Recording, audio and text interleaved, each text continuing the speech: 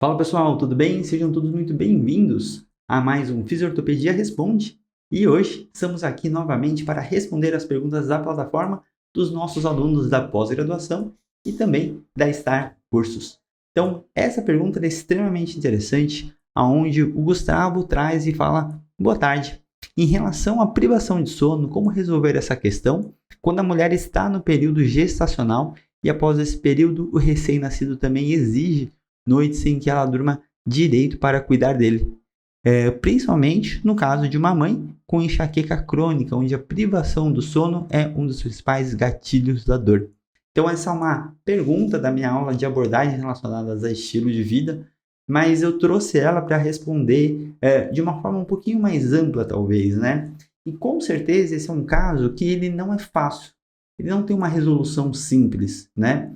Então a gente tem que entender muito bem, né, que dentro desse processo que essa paciente traz, ela está entendendo que um dos motivos, gatilhos, né, está relacionado a isso. E aí a gente sabe que quando a gente está falando de uma paciente dessa, a gente precisa ir além de uma certa intervenção específica e também entender o que você pode oferecer. Porque a gente não tem uma regra e provavelmente não vamos falar sobre cura, mas sim sobre um manejo desse quadro, né? Então, dentro dessa situação, a gente sabe que uma das grandes questões é tentar entender a incapacidade que essa dor, que essa enxaqueca pode estar causando.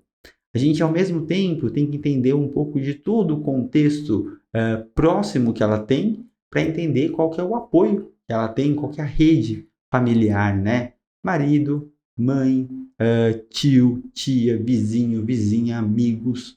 Porque aí a gente começa a entrar numa fase extremamente importante, porque a gente sabe que, querendo ou não, essa fase é extremamente complexa e particular de como uma mãe vai realmente lidar, mas a grande questão é que a gente precisa reforçar que o processo é temporário. Então, entender que esse processo que ela está passando não é eterno é, entre aspas, a primeira questão que a gente pode tentar trabalhar. E o que a gente vai tentar oferecer para essa pessoa é uma questão muito relacionada a outras consequências ou outras estratégias que possam amenizar essa certa privação de sono. Então, entender que quem está mandando nesse relógio biológico não é tanto a própria mãe, nem ninguém, sim a criança, é entender que talvez algo muito quadrado não seja tão bem encaixado, né?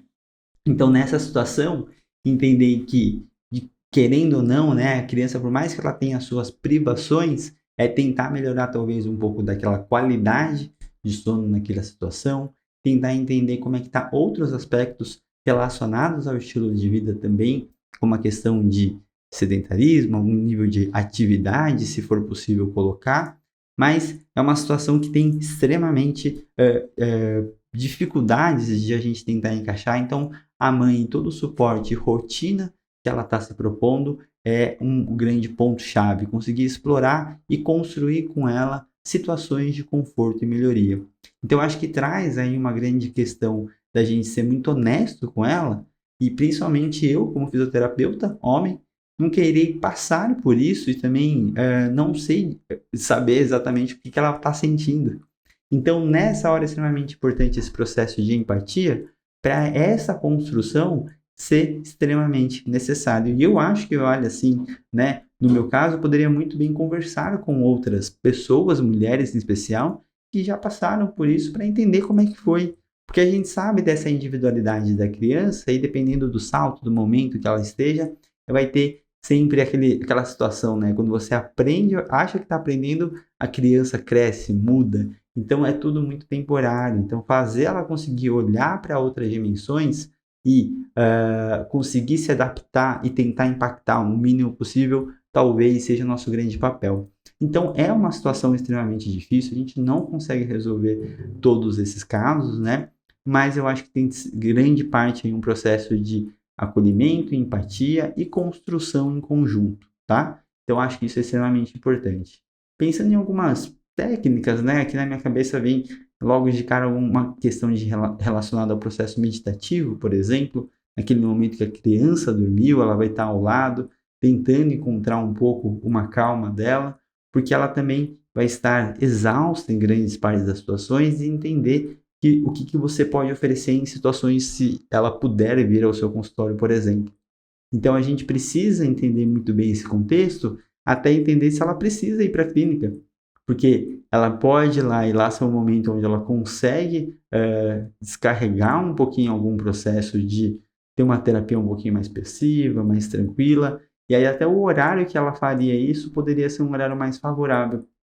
Então aqui, com certeza, é uma resposta que não é fechada, mas o que eu sempre vou querer dizer é que a construção e acolhimento em conjunto é o que vai acabar auxiliando essa paciente, tá? Então é um caso extremamente complexo, ter um cuidado e entender toda a rede de apoio e familiar que ela tem é extremamente importante para entender o que você pode usar de ferramenta, mas principalmente entender e tentar segurar essa fase difícil com ela para você ser uma pessoa que está junto, não mais uma pessoa com cobranças ou colocando mais tarefas.